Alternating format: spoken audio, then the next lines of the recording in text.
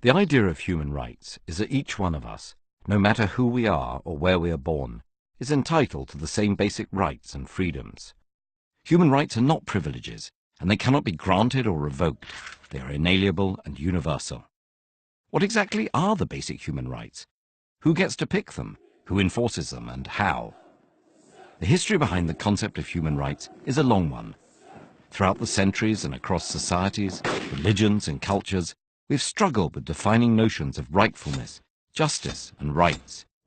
But one of the most modern affirmations of universal human rights emerged from the ruins of World War II with the creation of the United Nations.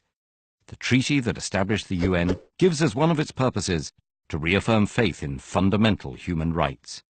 And with the same spirit, in 1948, the UN General Assembly adopted the Universal Declaration of Human Rights. This document, written by an international committee, chaired by Eleanor Roosevelt, lays the basis for modern international human rights law. The declaration is based on the principle that all human beings are born free and equal in dignity and rights. It lists 30 articles recognizing, among other things, the principle of non-discrimination and the right to life and liberty. It refers to negative freedoms like freedom from torture or slavery, as well as positive freedoms such as the freedom of movement and residence.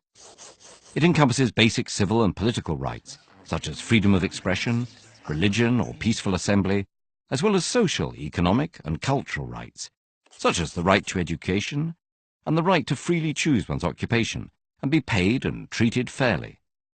The Declaration takes no sides as to which rights are more important, insisting on their universality, indivisibility and interdependence. And in the past decades, international human rights law has grown, deepening and expanding our understanding of what human rights are and how to better protect them. So if these principles are so well developed, then why are human rights abused and ignored time and time again all over the world? The problem in general is that it is not at all easy to universally enforce these rights or to punish transgressors. The UN UDHR itself, despite being highly authoritative and respected, is a declaration, not a hard law. The main bodies within the UN in charge of protecting human rights mostly monitor and investigate violations, but cannot force states to, say, change a policy or compensate a victim. That's why some critics say it's naive to consider human rights a given in a world where state interests wield so much power. Others defend universal human rights laws and point at the positive role they have on setting international standards and helping activists in their campaigns. They also point out that not all international human rights instruments are powerless. For example, the European Convention on Human Rights establishes a court where the 47 member countries and their citizens can bring cases.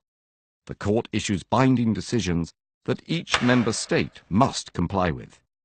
Human rights law is constantly evolving, as are views and definitions of what the basic human rights should be.